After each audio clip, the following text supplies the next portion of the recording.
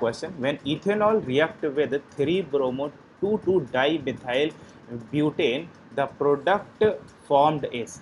ये काफ़ी आसान क्वेश्चन है, पहले हम बना देते हैं। 3 ब्रोमो, ये आपका 3 ब्रोमो हो गया, यहाँ पे आपका 2,2-डाईमिथाइल, ये इसका रिएक्शन हमने कराया है इथेनॉल के साथ में, C2H5OH के साथ में कराया। आपको पता है ये जो न्यूक्लियोफाइल है वो वीक न्यूक्लियोफाइल है। तो अगर न्यूक्लियोफाइल वीक होता है तो उस केस में पहले कार्बोकेटायन बनेगा, ये अटैक ही नहीं कर पाएगा, पहले ये निकल जाएगा। तो पहले आपका Br- निकलेगा, Br- निकलेगा तो पॉजिटिव चार्ज आएगा। और जैसे ही पॉजिटिव चार्ज आता है तो हम सबको पता है कि पॉजिटिव चार्ज आने पर कार्बोकेटायन फॉर्मेशन होता है। तो ये आपका कार्बोकेटायन बन गया। और जब भी कार्बोकेटायन बने आपको देखना ज़रूरी है कि क्या ये रीअरेंजमेंट में जा सकता है कि नहीं जा सकता। तो ये आपको देखना ज़रूरी है। तो यहाँ पे हमने देखा ये आपका रीअरेंजमेंट में जा सकता है। तो यहाँ पे मिथाइल शिफ्ट अगर मैं करा दूँ तो ये सेकेंडरी की बजाय ये टर्शरी कार्बोकेटायन बन जाएगा। तो यहाँ पे आपका टर्शरी कार्बोकेटायन बन जाएगा, ठीक है। टर्शरी कार्बोकेटायन यहाँ पे बन जाएगा मिथाइल शिफ्ट कराने के बाद। नाउ यहाँ पे जो जैसे ही कार्बोकेटायन बना, ये स्टेबल कार्बोकेटायन है, ये स्टेबल कार्बोकेटायन बना हुआ है। तो स्टेबल कार्बोकेटायन बना हुआ है।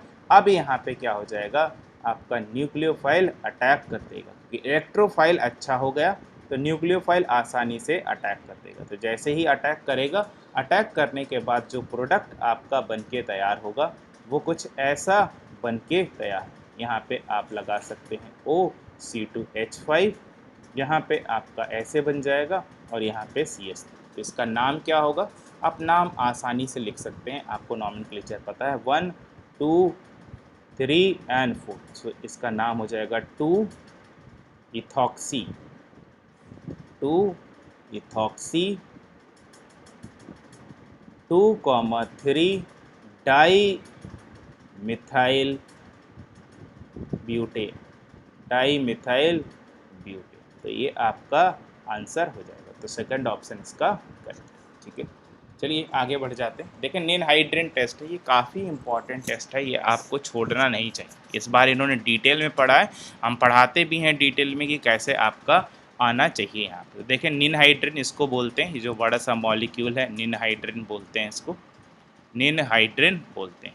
और ये जो निनहाइड्रिन है इसमें ध्यान रखिएगा ये जेम डायोल के फॉर्म में स्टेबल होता है। जेम डायोल कभी स्टेबल नहीं होता, लेकिन यहाँ पे इंट्रा मॉलिकुलर हाइड्रोजन बॉन्डिंग की वजह से स्टेबल होते हैं। तो क्या होता है, पहले इसका एक वाटर मॉलिक्यूल निकलेगा यहाँ से, तो ये यहाँ पे कीटोन बनेगा। और जैसे ही कीटोन बनेगा ये क्या कर लेगा, यहाँ पे nucleophilic addition followed by elimination, ये हमने पढ़ा हुआ है। तो ये यहाँ से nucleophilic addition followed by elimination कर लेगा। तो यहाँ से हाइड्रोजन और यहाँ से आपका ऑक्सीजन निकल जाएगा। तो 2 वाटर मॉलिक्यूल निकल के ये ऐसा बन जाएगा। फिर क्या होगा, फिर ये आपका डी कार्बोक्सिलेशन में जाता है, फिर आपका यहाँ पे डी कार्बोक्सिलेशन में ये चला जाएगा। तो यहाँ पे आपका CO2 आपको निकाल देना। तो ये कार्बन तो गया, अब इसका खेल खत्म हो गया, तो ये हाइड्रोजन यहाँ से अटैच हो जाएगा। तो यहाँ पे केवल हाइड्रोजन बचा है। अब क्या हो जाएगा, अब इसका टाउटोमराइज हो जाएगा। तो हमें यहाँ पे देखें तो इसका टाउटोमराइजेशन हो जाएगा। तो यहाँ पे इसका टाउटोमराइजेशन कर दिया गया है, टाउटोमराइजेशन। ये मैकेनिज्म है, इसका आइडिया हल्का सा होना चाहिए आपको कैसे है, तभी आप कर पाएंगे। एग्ज़ाम में अगर नहीं पता है तो आपको बेटर है, अगर कुछ भी आइडिया नहीं है तो आप गेस करने की बजाय इसको छोड़ सकते हैं, ठीक है। तो यहाँ पे देखें वाटर है, वाटर का फिर से आगे जो ये निकला हुआ है ये यहाँ पे अटैक करेगा। तो ये हाइड्रोलिसिस हो जाएगा, और जैसे ही हाइड्रोलिसिस होगा तो यहाँ पे आपके 2 हाइड्रोजन एक साइड जुड़ जाएंगे और ऑक्सीजन यहाँ पे एक साइड जुड़ करके एल्डिहाइड बना लेता है। यहाँ पे एमीन जनरेट हो गया। जैसे ही अमीन जनरेट हुआ फिर वहीं से दूसरा मॉलिक्यूल निनहाइड्रिन का आएगा, फिर एक वाटर मॉलिक्यूल इधर से गया और फिर यहाँ से आपका हाइड्रोजन, और यहाँ से एक वाटर मॉलिक्यूल जाएगा बाहर। तो देख लेते हैं, एक वाटर मॉलिक्यूल यहाँ से चला जाएगा, एक वाटर मॉलिक्यूल यहाँ से मैंने भेज दिया।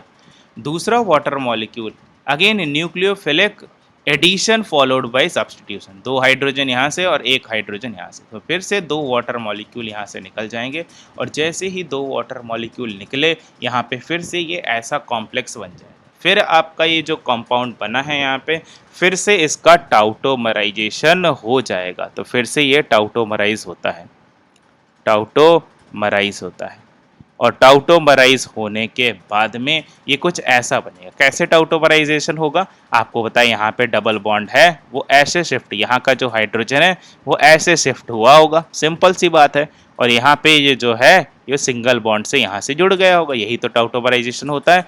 अब ये टाउटोमराइजेशन होगा तो इसका एनायनिक फॉर्म उन्होंने पूछा हुआ था, तो ये आप हाइड्रोजन हटा देंगे तो यहाँ पे आपका नेगेटिव आएगा, तो मैं यहाँ पे हाइड्रोजन हटा देता हूँ, इसका एनायनिक फॉर्म पूछा हुआ है, यहाँ पे मैंने नेगेटिव लगा दिया, तो ये आपका आंसर हो जाएगा। तो देख लेते हैं किससे आंसर से मैच कर रहा है ये क्वेश्चन। तो ये काफ़ी अच्छा क्वेश्चन है जो यहाँ पे पूछा गया है। तो ये देखिए O माइनस है, यहाँ पे डबल बॉन्ड है, यहाँ पे सेम है, तो ए ऑप्शन इसका करेक्ट हो जाएगा। Thank you for watching.